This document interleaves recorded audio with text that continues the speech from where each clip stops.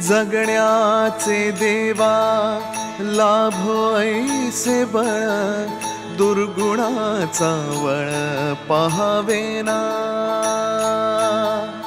जगण्याचे देवा लाभो ऐसे बळ, दुर्गुणाचा बळ पहावेना। खरं तर आजी आणि आजोबांप्रती जी असणारी भावना आणि या ठिकाणी लहानाचा मोठा झाला या गावासाठी काहीतरी केले पाहिजे। गेल्या वर्षी देखील त्यांनी या ठिकाणी अखंड हरिनाम सप्ताहामध्ये पाण्याच्या जारचं सौजन्य दिलं होतं आणि या वर्षी दुबई या ठिकाणी असताना त्यांचा मला फोन आला, भाऊ मला या वर्षी देखील सप्ताहामध्ये काहीतरी देण्याची इच्छा आहे, मला जर पंगत जर मिळाली तर बरं होईल।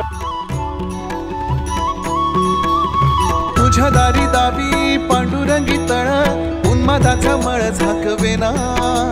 विठ्ठलाची आस वाढावी सरळ, विषाचे गरळ टाक। अन्नदान कुणाल तथा श्रीधरजी वाळुंज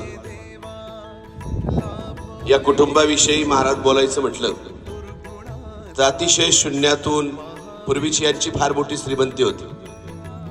श्रीमंत घराणं या ओझर मधलं असलेलं वाळुंज घराणं, पण 1972 ला धरण झालं। गावातला अतिशय मोठा वाडा, तो अगदी जुन्या काळातील आपण भोर तालुक्यात गेल्यानंतर जसे वाडे पाहतो असा उत्तम असा यांचा वाडा होता। आणि या वाड्यातील घराण्यातली अतिशय माणसं मोठ्या मनाची, मोठ्या उदार अंतकरणाची वाळुंज घराण्यातली लोक। आणि या कुटुंबावर 1972 नंतर तो वाडा धरणामध्ये आता पाण्यामध्ये पुनर्वसित झाला आणि पुनर्वसन मध्ये काही जमिनी, यांचा वाडा, यांचं घर जुन्या गावात आमचं गेलं। आणि या कुटुंबावर पुन्हा नकळत म्हटलं तरी एक गरिबीचं सावट जाणवलं। यातूनही हे घर सावरलं। अतिशय उत्तम असं घराणं। आणि या घराण्यातील आमचा हा कुणाल त्यांचा नातू आहे, श्रीधर वाळुंजांचा। आणि त्याच्यावर अनेक प्रसंग आले, अनेक प्रश्न आले, अनेक अडचणी आल्या, पण त्या अडचणीतून त्याने अतिशय चांगलं मोठं शिक्षण घेतलं।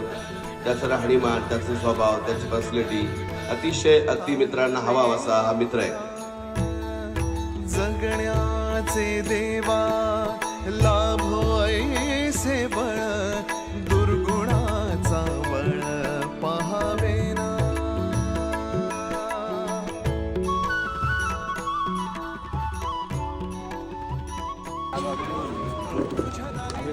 चांगलं अन्नदान असं अन्नदान आपल्या बरोबर असं होतं।